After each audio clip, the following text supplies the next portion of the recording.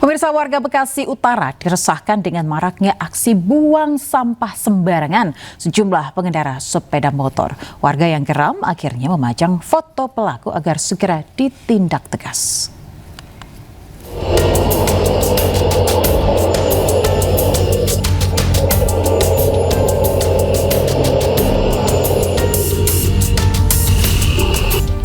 CCTV merekam dua pemotor yang membuang sampah sembarangan di Jalan Raya Perjuangan Bekasi Utara, Jawa Barat.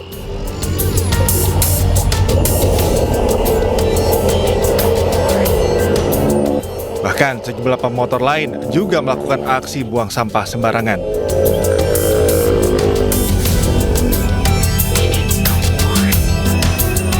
Warga yang kesal dengan ulah kedua pengendara ini membuat sayembara dan memajang foto keduanya.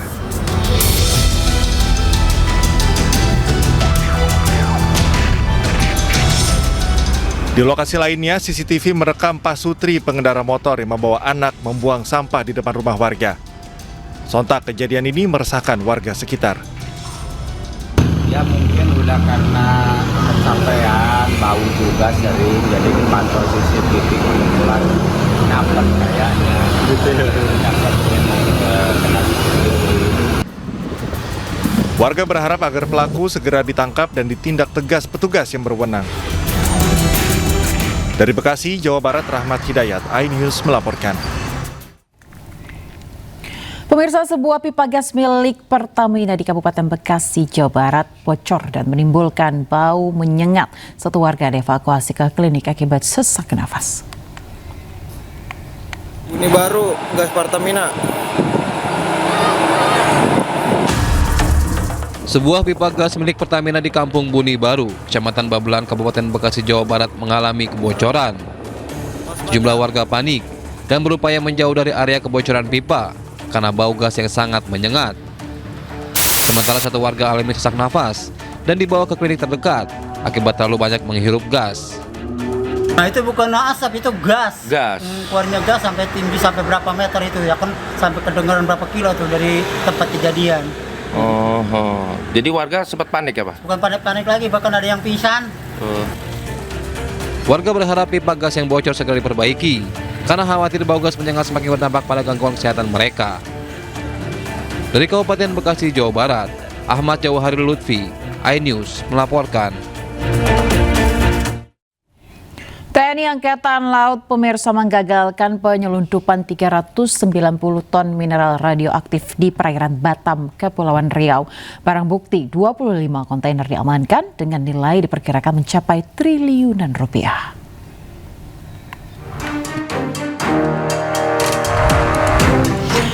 Pemirsa, diduga membawa muatan berisi mineral yang mengandung radioaktif dan logam tanah jarang. Dua kapal kargo diamankan TNI AL di perairan Batam, Kepulauan Riau. Kapal yang berasal dari Bangka Belitung ini hendak berlayar ke luar negeri dengan muatan mineral sebanyak 390 ton. Dari hasil uji laboratorium ditemukan kandungan titanium oksida, kandungan logam tanah jarang, dan unsur radioaktif sebagai bahan baku industri nuklir. Temuan ini memperkuat dugaan upaya penyelundupan sumber daya mineral dengan kerugian mencapai triliunan rupiah. Waspada dalam hal ini adalah Dakor yang Batam telah melakukan penangkapan terhadap kapal yang membawa kandungan tanah logam, mineral, termasuk juga ada unsur-unsur radioaktif. Ini sesuai dengan tugas pokok daripada Angkatan Laut, dan yang pasti nanti prosesnya ini, hasil pengecekan ini akan kita telaah.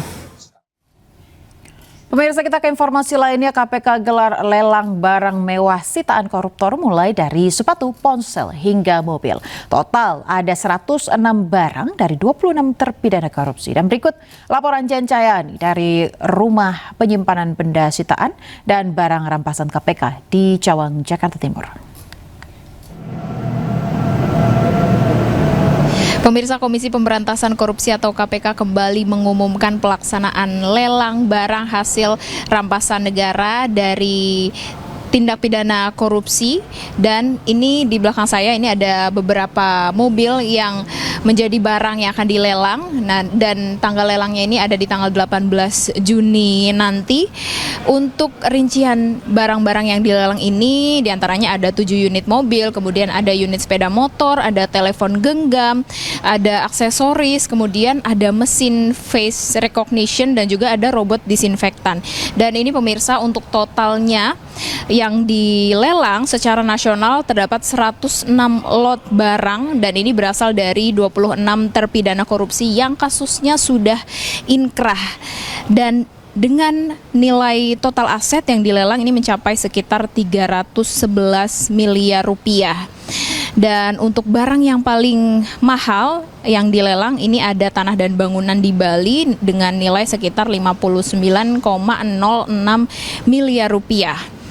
Dan pemirsa, nanti untuk proses lelangnya sendiri ini yang akan dilaksanakan pada tanggal 18 Juni 2026. Tapi selain itu, ini karena lelangnya bersifat online atau daring dan secara terbuka, jadi para penawar yang akan mengikuti lelang ini bisa memantau seperti itu harga-harga atau nominal-nominal lelangnya bagi semua yang mengikuti. Dan selain itu juga pemirsa, di tanggal 11 Juni nanti ini yang ingin menawar atau yang ingin mengikuti lelang juga dapat melihat langsung barang-barangnya di sini seperti apa, sehingga mereka bisa memasukkan nominalnya untuk nantinya pelaksanaan lelang tanggal 18 Juni 2026. Dan ini salah satunya juga pemirsa, ada sepeda motor yang juga masuk ke daftar barang yang dilelang untuk periode Juni 2026 ini pemirsa. Dan tentu saja ini baru sebagian atau ini baru barang lelang yang untuk bulan Juni. Dan tentu saja tadi kami juga sudah mendapatkan informasi dari Direktur Pelacakan Aset, Pengelolaan Barang Bukti dan Eksekusi di KPK. Ini semuanya akan dilaksanakan secara terbuka, sehingga untuk step-stepnya lebih lanjut ini juga sudah tertera di website resmi dari KPK itu sendiri. Bagi semua yang ingin melakukan atau mengikuti lelang sendiri bisa dilihat sistemnya seperti apa. Dan tentu saja di tanggal 11 Juni ini bisa langsung melihat barangnya seperti apa dan bisa melakukan lelang di tanggal 18 Juni 2026. Dari Jakarta, Jen Cahyani bersama juru kamera Dila Aulia, iNews melaporkan. Pemirsa, Menteri HAM Natalius Pigai mengutarakan wacana jajaran pimpinan Polri diisi oleh sipil layaknya negara-negara maju. Kapolri Listio Sigit Prabowo menyebut Polri membuka ruang bagi sipil untuk duduk di jabatan Polri.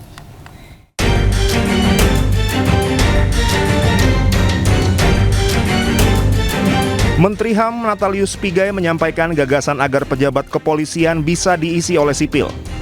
Hal ini sudah biasa dilakukan di negara-negara maju. Kapolri sebagai pucuk pimpinan tetap dipegang dari kepolisian, sementara jabatan strategis lainnya diisi oleh sipil, seperti jabatan manajerial, keuangan, teknologi, dan perencanaan. Dengan jabatan sipil di tubuh Polri bisa memberikan kesempatan kepada ASN Polri untuk menduduki jabatan strategis dan tidak berhenti di eselon 4. Seperti NYPD. Ya, NYPD itu pucuk pimpinannya sipil. Dulu sebelumnya dia Departemen Sanitasi. Sekarang menjadi Kepala NYPD. Tapi kalau pemimpin khusus teknis operasional kepolisian namanya Chief of Department, itu polisi, tapi pimpinannya selalu sipil. Wakil Ketua Komisi 3 DPR RI Ahmad Sahroni mengkritik pernyataan Pigai. Sahroni minta Pigai fokus menjalankan tugasnya di bidang HAM, karena jabatan di institusi kepolisian tengah dalam proses pembahasan RUU Polri di DPR. Bang Pigai, jangan usul enggak. Bang Pigai fokus aja sama membela siapapun dia pada hak-hak sebagai manusia.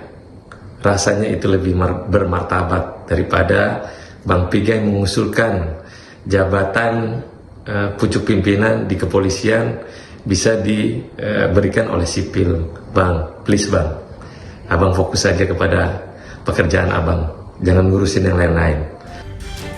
Sementara itu, Kapolri memberikan ruang bagi sipil untuk dapat menduduki jabatan strategis di Polri.